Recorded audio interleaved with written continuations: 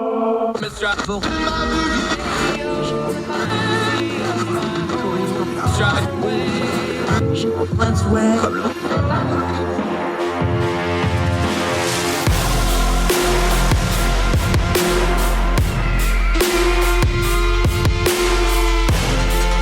your host, Andrew Donaldson. This is Heard Tell.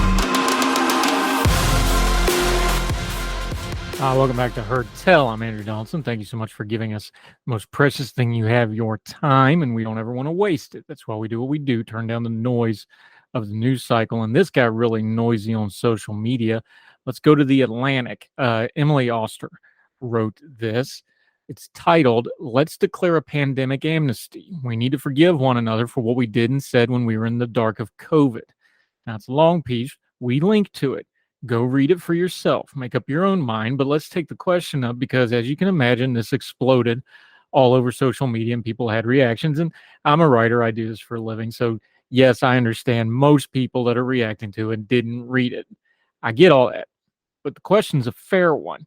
Should we just amnesty everything that happened during COVID? Now, the author goes to great pains to differentiate between a couple things. Talks about things that went right and wrong. Talks about the problems with the school system and test scores now. Talks about some of the health stuff that we didn't know, and didn't. She makes a very important distinction between people that were malicious and people that were just wrong but were trying. I think all those things are fine, but let me take the question on its merits for just a moment and kind of keep it to a level that we can do in this short time frame. Should we have blanket amnesty for people during the COVID pandemic? The short answer, it depends. What were they doing? See, here's your problem is amnesty means that nobody's going to be accountable. Now, accountability and retribution are two very different things. There's a lot of people that want retribution for what happened. That's a different argument. I don't think we should be seeking retribution because you can't undo what is done, but I think you should have accountability to understand why it happened and try to prevent it from happening again. Let's be real crystal clear. Most of the problems that occurred during COVID, whether it was problems with the school, problems with the government, problems with the healthcare system, or problems with us and how we dealt with crisis, didn't start the moment COVID happened. They were things that were already in place, things that were already set in motion, habits and designs, and the way we already did things that left us vulnerable. In other words, a lack of accountability before the pandemic has a lot to do with the things that went wrong during the pandemic. And if you're not going to have any accountability after the pandemic, guess what's going to happen during the next crisis or the next pandemic or the next economic crisis or whatever comes next? See, crisis is always going to come again. And the best thing you can do for the next crisis is learn from the last crisis, prepare yourself, and then you're a little bit more ready for it than you were. So here's the problem with blanket amnesty. No, you can't do that because not everything was equal. Like the author breaks down, and you should read the whole piece. Don't just knee jerk to the title. The people that were malicious need to be accountable. The people that were incompetent need to be accountable. Maybe more important than all those, the people who used this crisis to further what they were already doing and believing and wanting and striving for, and never made any adjustments whatsoever other than slamming the crisis into the hole they needed it to be so they could further their agenda, they definitely need an accountability. They need to be held to account for what they did, because when they saw a crisis, all they thought about was themselves and their cause and how they could manipulate everybody else. And there was a lot of people on all sides doing that. And not all of them were just for bad sides. Some of them came hawking good reasons and saying, well, we need to do this for the general health, and we need to do this for the children, and we need to do this for this, that, and the other. But if it was not adjusted to the crisis at hand, and it was just for them to get what they've always wanted anyway, they need to be held accountable for that. The folks that made honest mistakes, yes, of course, they should get some amnesty. They should get some forgiveness. The people that made mistakes and admit it, they definitely need it. And they need it publicly to say, yes, you made an error, but you admitted it. Those folks we need to give some grace to. The folks that just didn't know any better, they should get some grace. But the people that knew better, the people that were malicious, the people that used this to try to increase their power and influence and manipulation over other people, and there were a lot of them. They're in our schools, they're in our governments, they're in our businesses, and they're in our families. Oh, yes, our families I don't have Facebook for a reason, and the pandemic sure did emphasize why I don't, because I saw what people did to people they say they love. They say our family, they say our friends. Look at how folks treated each other on social media. Some of y'all need to ask not for amnesty, but for forgiveness. And you need to be accountable to those people that you hurt. Maybe start there before you start demanding amnesty and forgiveness of the government or of medical officials or of the school system. But they all owe us some accountability too. The test scores are glaring that our school system failed our children. The medical system and the healthcare system and the public health system in this country failed us on multiple levels. Number one, in not knowing how to communicate with the public effectively. And yes, some of that was the public pushing back, but a lot of it was people that have had bureaucratic jobs or medical office jobs didn't know how to talk to normal people in a normal way to get their point across. That's on them. They need to get better at that. And of course, our government, who seem to want to use it more for power and to control things and to try to get credit and to alleviate blame. And those things all go together a lot of the times. They need to be held accountable.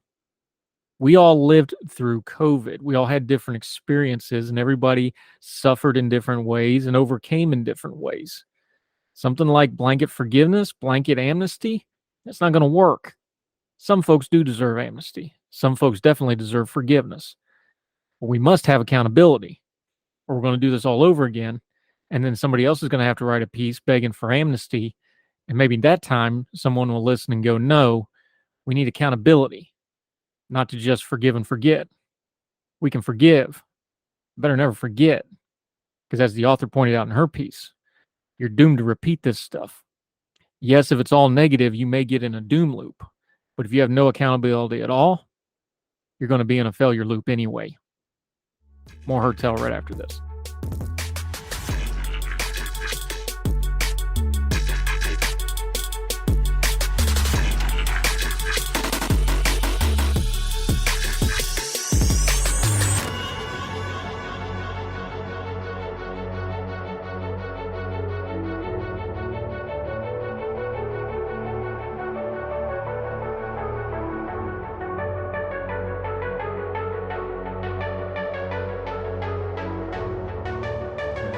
Welcome back to Heard Tell. This is fun. We love having her on here. She has become our go-to when it comes to healthcare policy because that's what she does. She works in that field. She explains it so well that even I can understand it. Elise Amez-Droz, back on the program, Young Voices contributor. How are you, my friend? Great to see you again. I'm doing great. How are you? I'm good. You got in the Wall Street Journal. Way to go. I'm still waiting on my call from them. Open DMs. I'm available. There's really two parts to this story that you're covering. One's going to get the headlines and the trending topic, and the other one is actually a more universal problem, but they both converge here. The Senate has a bill. This is a bipartisan bill. Rand Paul and Cory Booker, usually not two guys you would normally associate with each other. They're pretty much as different can be on a lot of levels. They came up with this FDA Modernization Act. Now, as we all know, names of bills means absolutely nothing. This was actually kind of pretty close, though. It is a modernization of the FDA, and this is pointing to something from the 30s that does need modernized. Before we get into it, in a perfect world, if we take it at face value, what is this bill supposed to do? This bill is simply there to end the mandate that pharmaceutical drugs be tested on animals before human trials. So if it all goes well, it will simply say pharmaceutical companies are welcome to use animal testing or another way of demonstrating that a drug is safe before they start administering it to people to proceed with the trials. Now, this is a mandated law. It goes back to 1938. They're just removing the mandate if they don't tinker with this too much, trying to get it passed. Correct. Yeah, this is not a ban on animal testing. I'm sure lots of people would like there to be a ban. Animal lovers don't like the fact that we can't test on animals, but this is, again, bipartisan bills are not that exciting because it just means everyone kind of agrees. Here's just saying, hey, this is an outdated mandate. Like you said, 1938, the Congress ordered that animal testing be part of those trials or precede human trials. And now that we've developed much better technology to test drugs, we no longer need to rely on human testing, on animal testing to be able to test the safety of a drug before we administer it to people. So we're just saying You do it, you don't do it, it doesn't matter to us as long as the drug's safe. Yeah, we'll touch on the animal testing part because that's the one that probably most, that's the one that's going to trend on Facebook. It's like, oh, let's talk animal testing because people react to that strongly. Big picture wise, and you do a good job of laying this out in the piece. Can we just stop because we skip over numbers and don't? 1938, it's 2022, and we're just now looking at this law. How many laws are on the books like this from the 1930? We dealt with another guest yesterday. We were talking about a law back from the 1880s that was put into effect to try to, we covered it out in Colorado where they were trying to shut down a Rocky Horror Picture Show with a law from the 1880s about, public nudity. This is way more widespread than people realize. Is like we have all these zombie laws on the books that just go and go and go because nobody ever updates them. That's actually a more universal problem and something that is in the purview of Congress and state legislatures to do. They don't do it very often. Right. And I will put that out there first. I have nothing against old laws. I think laws should actually last a long time because it's hard to pass a law. It's hard to implement it. And it affects lots of people, right? So we want good laws to be passed and then to be there so that we can rely on them. The problem is when a law is so specific that it mandates the use specifically of a technology that's going to be out of fashion, outdated very quickly, then we waste our time. And actually we can have bad consequences come from those laws. In this case, the mandate to do animal testing first, as we were just talking about, huge impact on animals. But then also, as it turns out, animal testing is less and less a good way of testing the drug's safety. And as it turns out, many drugs that do well in animals are actually toxic for humans. So what made sense at the time was a technology that was all we had, right? In the 30s, all we had was animal testing. We barely had human blood testing, right? So the science then was so primitive compared to what we have today. But by enshrining the very specific technology that drug companies have to use into law, we end up with an outdated law that we can repeal finally, hopefully, decades later. So that's the issue, is when we try to be so specific about the technology and the particulars of a process that we run into those issues of outdated, harmful laws. Elise Amez-Droz joining us. Just to put it in perspective, though, you just brought this up. Medical science changes really, really fast. 1938, we're not using penicillin yet, widespread. We know what it is, but it hasn't been fully approved until the mid 40s. This is an area where it really shows out that laws are not updated, though, because something like just go back to COVID 2 years ago, how much medical science has changed and our perception of it has changed. These are things that just doesn't get talked about. But when you go into something specific, it usually is some kind of a mass thing like an animal testing, something that gets the collective conscious going. And then all of a sudden we pay attention to these kinds of laws. That always seems to be how it works. And I guess that's just part of human nature. But it is a way that we need to kind of review our laws of maybe it shouldn't take something that's a hot button issue to get something that's really important, like updating FDA guidance, which we all saw what happens when FDA guidance isn't clear, and these sorts of things. Exactly. Like this law here, the proposed law, the FDA Modernization Act 2.0, what it would do is it says you can use computer models, or you can use organs on chips, and I can talk more about those, or you can use another way that works, right? It's not specific, it's not exhaustive. I think that's a great way of legislating because you're keeping it open for innovators to do what they do best, which is develop the next best technology. If you can do that, you obviously need laws. We don't want, a total lack of laws, especially when it comes to things as important as drug testing. But you can actually phrase it in a way that's broad enough that anyone can, try something new. And that's the goal here with this bill. Yeah, let's just deal with the animal testing part for a minute. Look, I have 5 dogs, a cat, and multiple children. I'm an animal lover by any definition you want to be. I love animals. I got a rescue that we're medically healing right now, getting ready to have surgery. I had a dog at the vet this morning. Okay, I like animals. The animal testing is always going to be icky, even for people who think it's a scientific necessity. We understand that has been abused over the years, but on the whole, we understand. Yes, you need a living being to test some of this stuff out on before you go to a human in most cases. But like you said, some of that's changing. We can artificially create organs now. We can artificially test things. We can use computer modeling. Some of this has changed, but some of this is still, you're going to have to put this in a living organism and see what happens. How do you deal with that part of it? I know it's a big issue. I know we have all kinds of organizations about animal testing. How do you deal with something that's at some part, it's still going to be a scientific necessity for the near future? I think there's part of it, you just have to accept that that's how it is, right? We still, as a society, value human life probably above, definitely above animal life. So to the extent that those tests do help people, they will be around. Now, I think this type of law change is exactly what's going to get us out of the reliance on human, this is exactly what's going to get us out of animal testing, because you're allowing those smaller innovators, it's maybe biotechs, or I think biotechs are among those that are most excited about the potential of this law passing. It's biotech that are most interested in getting this law changed, because they have other ways of testing drugs than animals. So organs on chips are a new technology. They're completely made, in a lab. It's a synthetic device that imitates an organ. So for instance, a lung, you can have a little piece of plastic of sorts that breathes and that functions like a lung, and you can test different compounds on an illness inside that and see how a real lung would react. This has become so powerful that you can really make great progress before you take that drug to human trial. Same thing for computer models. They've become really good at testing different things.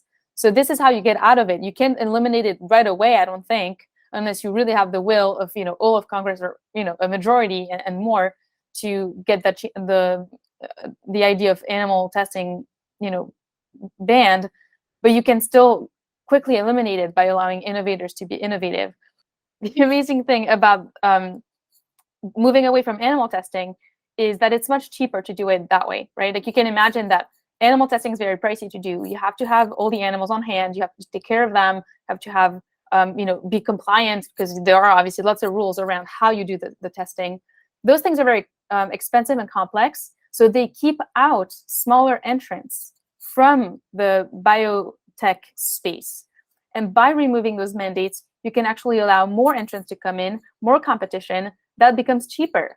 And who doesn't want, right, a cheaper drug? I think there's such a high demand for more affordable drugs right now. So when you make the process less expensive, you actually drive the market in that direction, because the bigger players that are going to want to continue to do human testing, they actually won't want to do it anymore, to the extent that they have cheaper ways of doing it. So I think this can really be eliminated through competition.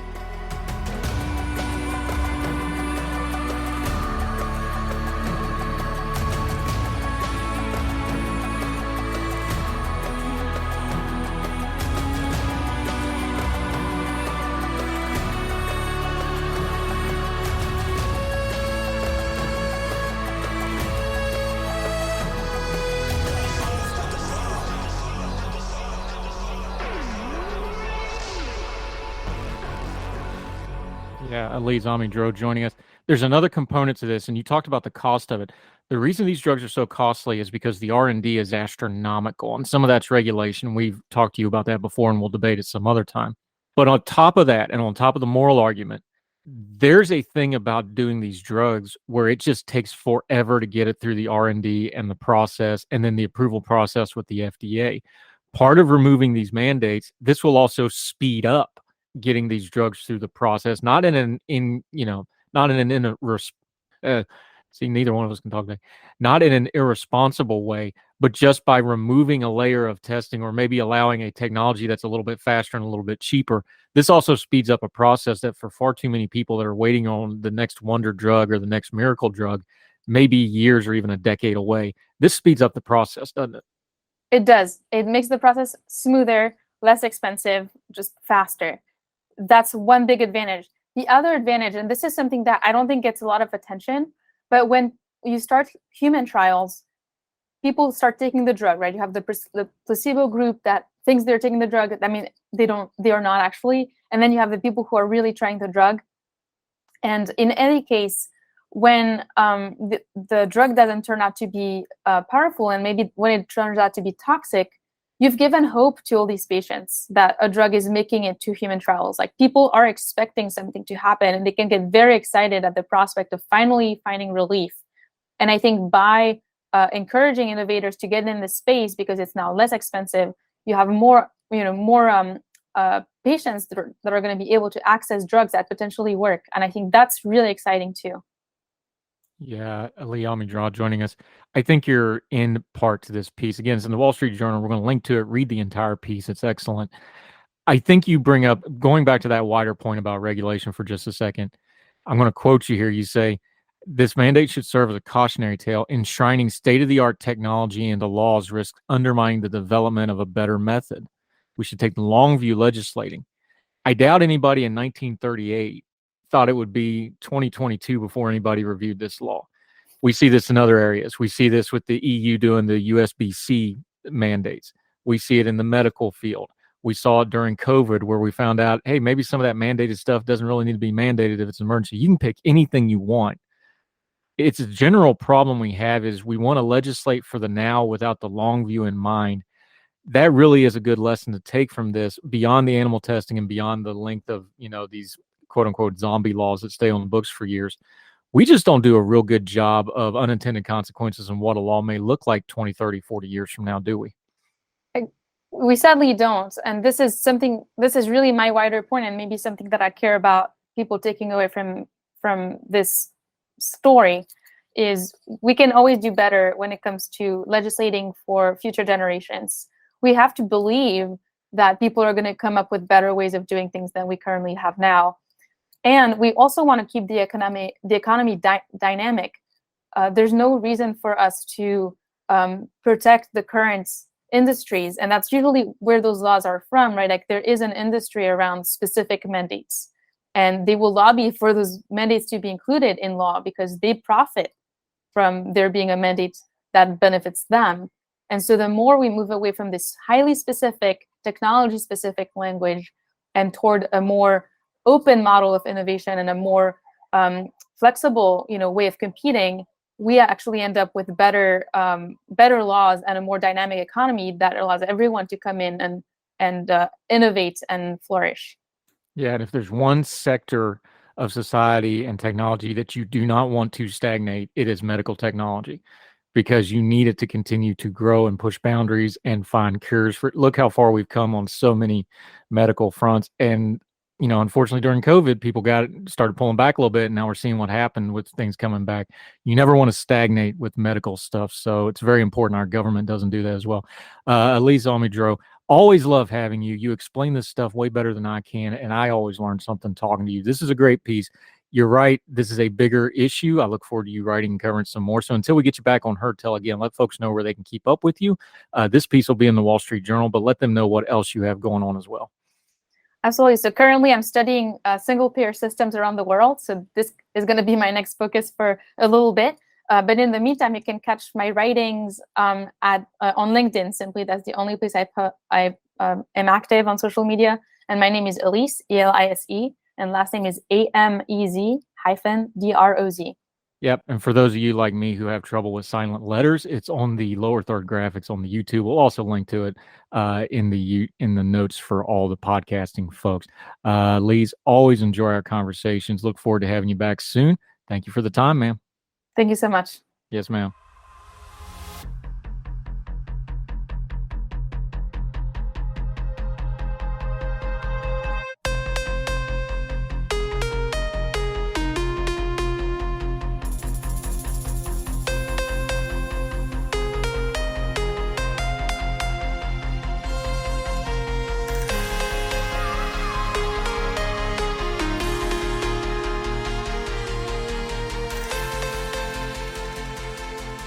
Welcome back to Heard Tell. Okay, we're going to talk some more environment, some more climate policy, some more policy in general, because these things always wind up back at policy.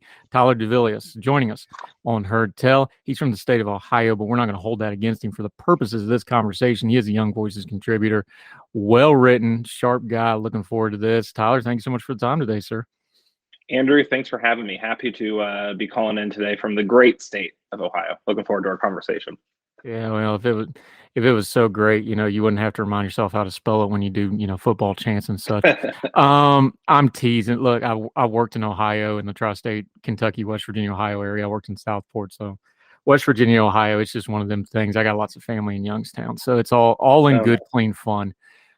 Let's start here, though, because we always do this with the policy stuff. Really, the policy is the secondary problem here because we never actually get to the policy because the rhetoric's a train wreck. So start with the rhetoric. And you started in your piece here in Real Energy. Let's start there, because if you don't get through the rhetoric, you never get to the policy, you never get to a substantial argument, you never get to the point counter. Because look, some of this stuff is in dispute. We need to have a back and forth on this stuff. But we never get there because of the rhetoric.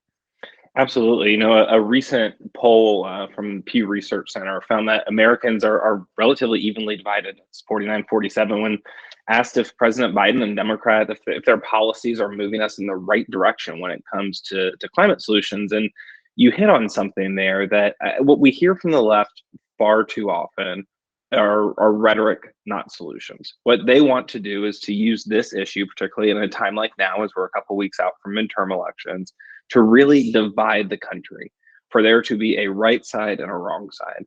And when we do that, we're doing a disservice to our country and to the environment, because all we're doing is making this a campaign issue and not actually working towards those solutions. So the piece that I wrote for Real Clear Energy, what I wanted to do was to highlight these conservative clean energy champions that are working at the state and local level, and particularly at the gubernatorial level, to highlight the actual solutions, the actual progress that's being made without having to kowtow to liberal policies.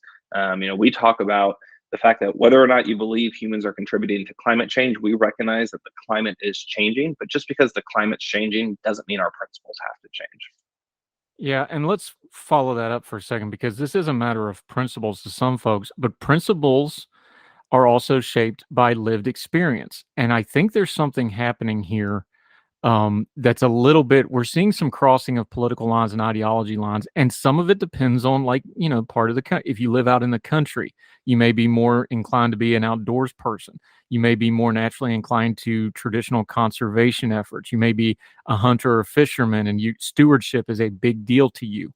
Where our radio partner originates out of Wilmington, that's a very progressive city that's surrounded by conservative areas, but environmentalism is an across the board issue because it's a coastal tourism, beach, wetland, intercoastal waterway area. So the environment's right in everybody's face. I'm from West Virginia. Everybody talks about it being a red state now. It was cobalt blue for 100 years. But because, we all understood what coal mining and lumber and things like that done, we just see the environment and climate a little bit differently. I think that's part of this conversation we don't have enough of before we get to the policy is look, the city folks, and let's call it elite, although I'm sick of that term because it doesn't really mean anything. I'm sure, the city folks and the academics and the politicians, they talk over everybody's heads some. You really need to tailor this to what part of the areas you're talking to, because you can get some common ground if you tailor this conversation to where people are living at right now today, right? Absolutely. And that's one of the reasons that, when it comes to energy policies, really when it comes to most policies across the board, we don't need top-down federal government mandates. What we need are local solutions. You hit the nail on the head. I come from a Midwest farming family. We recognize the need to conserve our land, to be protectors of our land. We don't have to change the conversation too much, but we go and we talk about our friends down in Florida who are still suffering from the aftermath of Hurricane Ian. They see changes to ocean levels. They see changes to weather patterns. And so when we have those different experiences, what can happen is we can take Governor DeSantis from Florida and take some of his climate resiliency policies that he's working on at the state level and marry those with the clean energy innovative solutions that Governor Holcomb from Indiana are working on. And all of a sudden, out of that, we have a solution-based platform that is again driven in those experiences that you were talking about, and not just scientific journals from the academic elites, if you will. Yeah, Tyler Duvelius. See, I told you I'd mess it up. We practice it and everything. Tyler Duvelius joining us. Let's talk about some of those top-down folks, though. course, President Biden is the president, so we're going to get more environmental stuff. We know what he said during the buildup. He, of course, he made John Kerry the climate czar, which, let's just be blunt, if you could pick a worse caricature for that job that isn't going to reach out and, gain hearts and minds, that was probably not the best pick for that. However, government does have a role here. We understand what unfettered industry does. We understand that there needs to be environmental protections on the federal level. Where's the breakdown, though? Give me a ratio. Give me a line. I know it's going to be a little subjective, though. Where's good government stepping in? Like, we don't want to just, strip forest. And, I'm from the land of strip mining. It's Sure. an ugly scar on the ground. Nobody's disputing that. But there also needs to be a balance here. And of course, when it's the federal government, everything's a nail and all they got's a hammer. That kind of applies. Give us a good ratio, though, where good government starts and stops and where practical policies start and stops and where folks being able to live and companies being able to function start and stops. Sure. For me, as a conservative, the line for all of that is crossed at the moment government regulation, the moment government mandates starts prohibiting innovation and starts prohibiting the free market. I think a great example of that is last year, my organization, the Conservative Energy Network, sponsored a tour of the critical mineral mine, Rio Tinto, the Kennecott mine out in Salt Lake City. We had state legislators from around the country who were on this tour with us. And as we're touring this mine, we're seeing those critical minerals that are so important, not only to the energy industry, but really to every industry, to everything that we touch in our daily lives, the computers that we're talking through, to our cell phones, across the board. And at the end of the tour, one of the government affairs people from Rio Tinto tells the legislators that they're wanting to expand this mining project. And they've been good stewards of the land in Utah. And they've been in the community for over 100 years.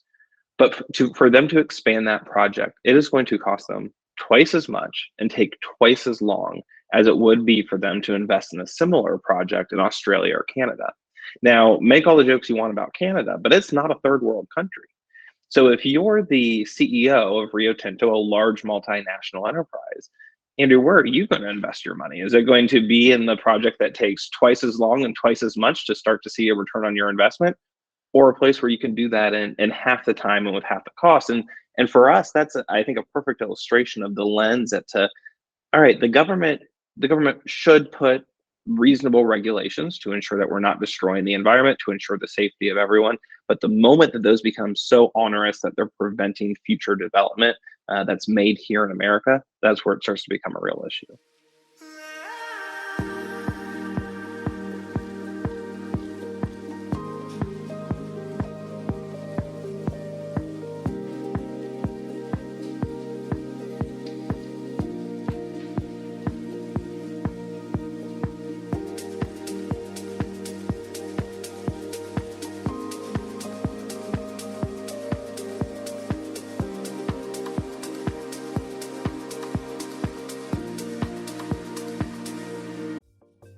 Folks, if you've listened to the Heard Tell program, you've heard our friend Gabriella Hoffman, but you need to make sure you're checking out her podcast, District of Conservation. It's a podcast exploring the nuances of true conservation efforts from DC and beyond. From topic discussions to exclusive interviews with conservation and energy newsmakers, Gabriella keeps listeners appraised of the latest news stories while elevating important voices.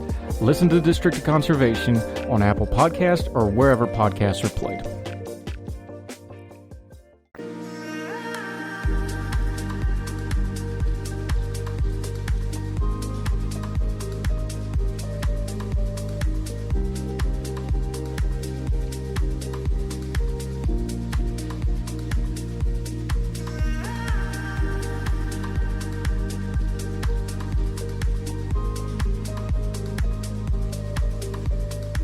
Yeah, Tyler Duvelius joining us. Here's exactly where our more progressive friends kind of paint themselves in the corner. And I think, frankly, the president's stuck in this box right now. They want the green energy revolution. They want battery-powered, electric-powered, everything, which I think we will get there someday. We are not there yet. And yet, on the other hand, you just touched on it, but we don't want to have this conversation. Those rare earth minerals have to be mined out of the ground.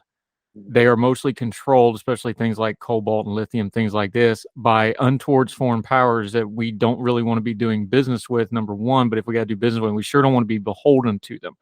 We know the problem with fossil fuels. We know the entanglements with oil overseas when we don't produce enough for ourselves. There has to be a grown folk discussion in here. It's like, yes, we want green energy. Yes, we want a better environment, but you're still going to have some trade-offs to get that future. You're trading one problem for a new set of problems. And I don't think we do good enough job of being realistic with, you're going to have some of the same problems. They're just going to have different names and different things. And then you paint yourself into a corner of this mythical, we're going to have this great thing, but oh God, the oil prices are going through the sky, which is what we have now. And everybody's in a bind all of a sudden. Why can't we just be honest and have that conversation? Because all the data is there. It's 2 Google searches to see where cobalt's mined at or lithium's mined at. Time Magazine, rolling, like big name, not conservative outlets have run exposés on what this mining and some of the human rights issues and some of the environmental issues with some of this type of mining overseas. Why in the world wouldn't we want to take control of it with our eyes toward our environmental regulation, with our strong EPA protection? You'd think we'd want to be the world leaders in this, but we don't even want to discuss it. Absolutely. And we talk about, President Trump, when he was in office, worked to even up the trade imbalance that so many past American presidents had put us into. And critical minerals, when we think about that, we rely almost solely on the Chinese government, who right now, you talk about geopolitical importance, not exactly our friend, not ever our friend. But when we look at things, when we make things here in America, it is inherently more clean and more efficient than what any other country in the world can do. And an example, Andrew, that I like to go back on is the Nord Stream 2 pipeline, which cuts from Russia to Germany. And I should say cut because it's in past tense now. Obviously, with everything going on between Russia and the Ukraine, that pipeline was never turned on. In fact, Russia right now is sabotaging Nord Stream 1 and leaking oil into the Baltic Sea, which is a whole other conversation for a whole other day. But Nord Stream 2, which received the endorsement of the Biden administration, that's the only reason it was finished, is nearly 3 times dirtier than the Keystone pipeline would have been here at home. So if we're talking about what's going to be best for the environment, if we talk about what's going to be best in terms of reducing carbon, it's made in America. It's American natural gas. It's American mining of critical minerals. It's American nuclear. It's American solar. It's American hydro. We're an all of the above organization. America needs to be leading the energy world, because when we do, it not only positions us more strongly on a geopolitical scale, but it takes our reliance on foreign countries and flips that on its head. Then instead of us having to rely on Saudi Arabia for oil or on China for critical minerals or Colombia or any other country, now we can be the ones that are exporting not only energy, but the energy supply chain to the rest of the world. Yeah, Tyler Duvelius joining us. You do something interesting here, because I think this is one of those topics that really could get heterodox if people would just take it honestly and in good faith. It could cross through a lot of stuff. You highlight a couple of governors here, and people are going to recognize the names, but before you say the names, I can look at this just as somebody followed. I'm like, okay, I've got a very conservative, a governor that's being compared as kind of the next thing after Trump, if not a rival to Trump. I've got a governor who's very moderate as far as Republican governors go. I've got an Alaska governor, which is always kind of a unique thing. They always have kind of a libertarian conservative bent, but they're actually more moderate than some of the lower 48s. This is a wide swath of Republican leadership here, and they all kind of found the way to say the same things when it comes to this new energy stuff. Do you see a change coming in that way, that it's cutting across some of these lines? Because if I just came out and said, well, Ron DeSantis did this, everybody starts thinking the culture war stuff, but he kind of fallen in line with these other governors on the same thing. Should we be addressing it that way, do you think?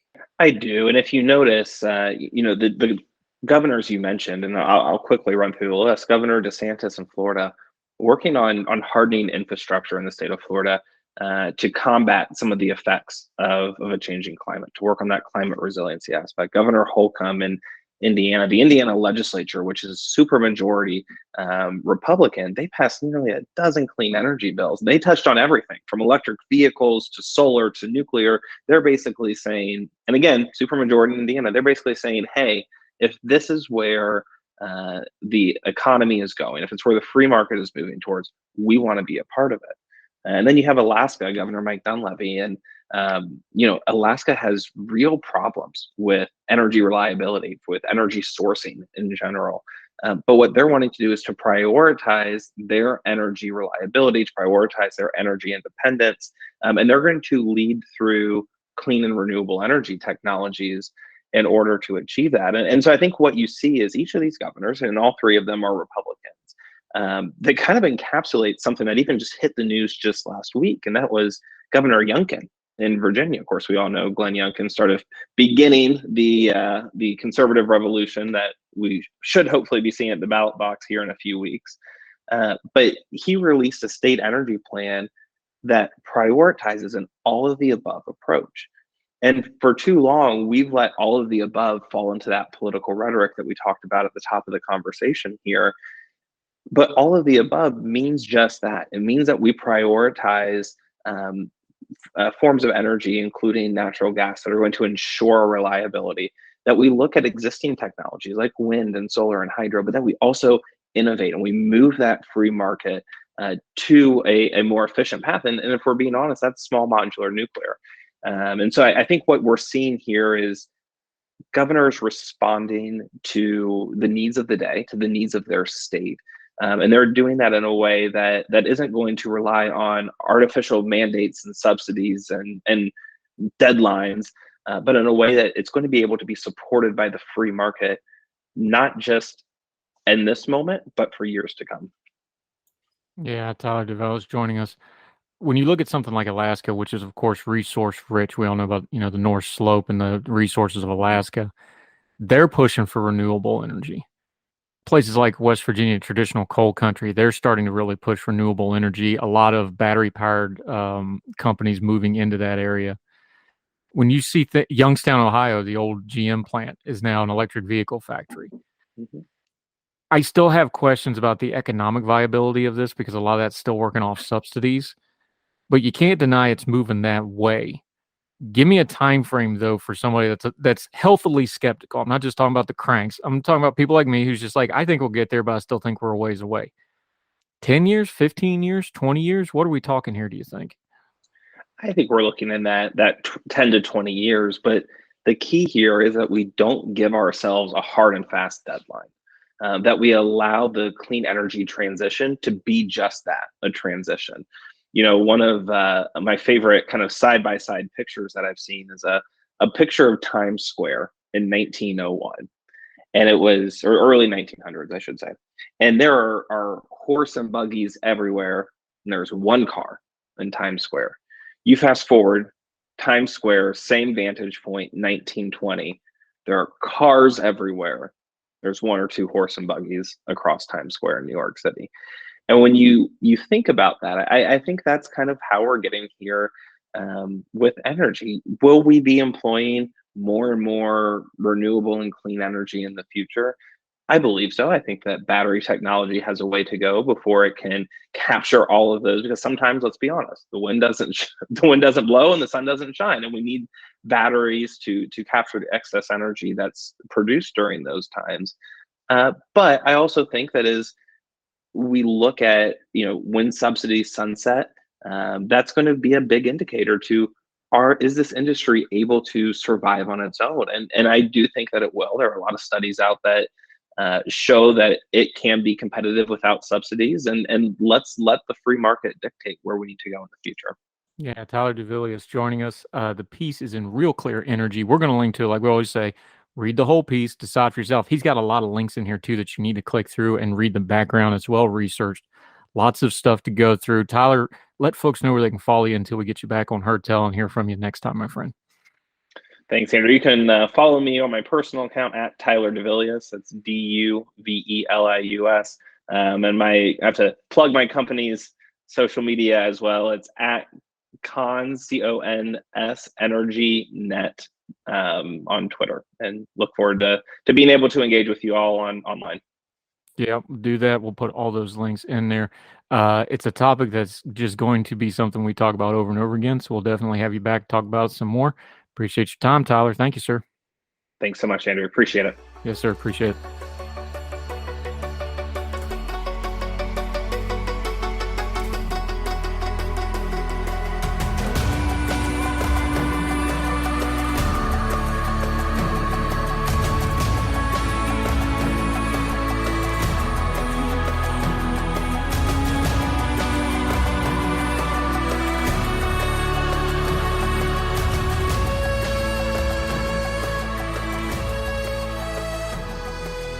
Welcome back to Heard Tell. Let's end on a good note. Let's go to one of the great cities in America, if not the world. I love it down there. Charleston, South Carolina. Daniel Island, to be specific. The Daniel Island News. The Charleston Basket Brigade. That's baskets is in the stuff you carry with, for those of you from Logan.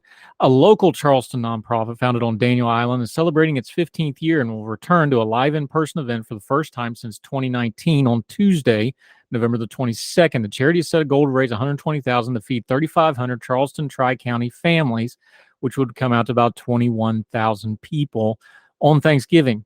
The CBB assembly and delivery effort will take place at the Charleston Area Convention Center, Exhibit Hall C, on Tuesday, November the 22nd, approximately about 7 a.m., and go as long as it is needed. This was founded way back in 2008 by close friends and working moms Pat Hartley and Michelle Scarafile. What started as a small effort, feeding 75 families in its first year, grew to serve 3,500 plus with the help of Carolina One Real Estate, Low Country Grocers, Piggly Wiggly. Anytime we get a Piggly Wiggly reference in, we're all for it. They are not a paid sponsor of the program, however. We're available. DMs are open. Communities in South Carolina and Monumental Marketing. Since its inception, the Basket Brigade has raised more than $1.3 million and fed 40,000 families in need. Due to COVID concerns, they didn't do it in 2020 and 2021, so they opted to provide turkey vouchers from Piggly Wiggly for recipient families. The charity also supports families in need throughout 2020 with ongoing grants. This has been a true labor of love, they said. Hundreds of Charleston area residents, businesses, schools, churches, and organizations donate their time. They said basically how this works is it costs about $30 to feed a family of 6, and every penny raised is utilized directly for the purchase of food. Each family receives a box of food to contain an entire Thanksgiving meal, including a 10 to 12 pound frozen turkey, cranberry sauce, stuffing, mashed potatoes, corn, green beans, sweet potatoes. It is the South after all, so they do come with marshmallows, fresh rolls, and a pumpkin pie. You know, if it was American, they do apple, but who's the quibber? It is for charity. Inside the box is an anonymous letter that reads, quote, "This comes to you from someone who cares about you. All we ask is that you take care of yourself well enough to be able to do this for someone else one day." If you're interested in this program, again, this won't be going on until right before Thanksgiving. It's a 501c3, so tax deductible, charlestonbasketbrigade.org. We will link to it if you can participate or feel like giving. By the way, as we wrap up Heard Tell for today, if you got a story you want in our good news segment that we try to close with, you got another story you want us to cover. We've done whole segments and whole shows based off what y'all want to cover, talk about, or think maybe isn't getting the coverage it deserves. Let us know at heardtellshow@gmail.com, heardtellshow on the Twitter. Love to hear from you. Of course, 4 for the Fire, my Twitter account. You're welcome to reach out to me there. Mine and our guests' Twitter handles are on the lower third graphics if you're watching on the YouTube or the Big Talker Radio Partners Facebook live feed. That'll do it for Heard Tell. We always appreciate you wherever you are across the street or around the world. We hope you're well. We hope you are well fed. And we'll talk to you again real soon with more Heard Tell. All the music on Heard Tell is provided under a Creative Content license from monstercat.com.